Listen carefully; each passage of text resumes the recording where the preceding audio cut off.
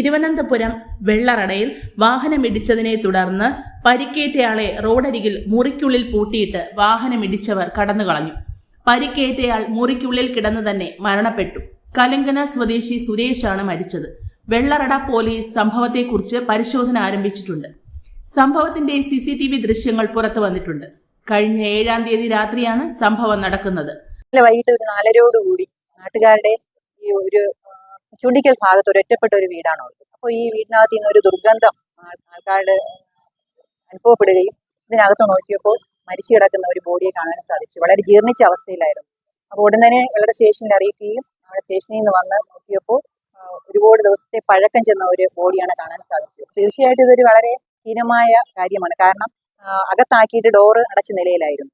അപ്പോൾ ഒന്നുകിൽ ഈ മനുഷ്യനെ റോഡിൽ ഉപേക്ഷിച്ചിട്ട് പോകാമായിരുന്നു, അല്ലെങ്കിൽ അടുത്ത് ഹോസ്പിറ്റലുണ്ട്, അവിടെ ആക്കാമായിരുന്നു. ഇതൊന്നും രണ്ടും ചെയ്യാതെ ഇതിനകത്താക്കിയിട്ട് ഇങ്ങനെ ഒരു മനുഷ്യജീവൻ വളരെ ദയനീയമായിട്ട് മരണപ്പെട്ട ഒരു അവസ്ഥയാണ്. പോലീസിന്റെ നിഗമനത്തിൽ കാലിന് ഫ്രാക്ചർ മാത്രമേ സംഭവിച്ചിട്ടുള്ളൂ. അപ്പോൾ ഒരു മരണത്തിലോട്ട് പോകേണ്ട ഒരു അവസ്ഥയിലല്ലായിരുന്നു. എന്നാൽ ഇത്രയും ദിവസം കണ്ട് 7-ാം തീയതി നടന്ന സംഭവം ഇന്നലെ വൈകിട്ട് 4:30 കാണാൻ സാധിച്ചു. അന്ന് രാത്രി റോഡരികിൽ നിന്ന സുരേഷിനെ ബൈക്കിലെത്തിയ 2 പേർ ഇടിച്ചിടുകയും തുടർന്ന് ഇവർ ബൈക്ക് നിർത്തി ഇറങ്ങി സുരേഷിനെ എടുത്ത് തൊട്ടടുത്ത റൂമിനടുത്തേക്ക് വരുന്ന ദൃശ്യങ്ങളാണ് പുറത്തു വന്നിരിക്കുന്നത്.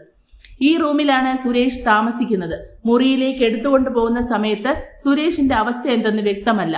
സുരേഷിനെ റൂമിനുള്ളിൽ കിടത്തിയതിനു ശേഷം 2 പേരും പോകുന്നത് ദൃശ്യങ്ങളിൽ കാണാം. ഇന്നലെ ഉച്ചയോടെയാണ് ഈ മുറിയിൽ നിന്ന് ദുർഗന്ധം വരുന്നതായി അനുഭവപ്പെട്ടത്. നാട്ടുകാർ ജനലിലൂടെ നോക്കിയപ്പോഴാണ് മൃതദേഹം അഴുകിയ നിലയിൽ കാണുന്നത്. ഉടൻ തന്നെ പോലീസിനെ വിവരം അറിയിക്കുകയും പോലീസ് സ്ഥലത്തെത്തി നടപടിയെടുത്ത ശേഷം തിരുവനന്തപുരം മെഡിക്കൽ കോളേജ് ആശുപത്രിയിലേക്ക് മൃതദേഹം മാറ്റുകയും ചെയ്തിട്ടുണ്ട്.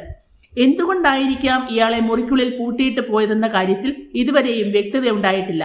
സംഭവത്തിൽ പോലീസ് വിശദമായി അന്വേഷണം നടത്തി വരികയാണ്. അടച്ചിട്ടിരിക്കുന്ന ഒരു വീട്ടിൽ നിന്ന് അൺയൂഷ്വലായിട്ടുള്ള ഒരു സ്മെല്ല് വരുന്നുണ്ടെന്ന് പറഞ്ഞൊരു ഇൻഫർമേഷൻ കിട്ടി. അതിന്റെ അടിസ്ഥാനത്തിൽ SIയും പാർട്ടിയും ഞാനും ഒക്കെ വന്ന് നോക്കിയ സമയത്താണ് ഇങ്ങനെ ഒരാൾ മരണപ്പെട്ട് കട്ടിലിൽ മലർന്ന് കിടക്കുന്ന രീതിയിൽ കാണപ്പെട്ടത്. ദേഹമാസകലം അഴുകിയ നിലയിലായിരുന്നു. അങ്ങനെയാണ് ഇത് നമ്മൾ അറിയുന്നത്.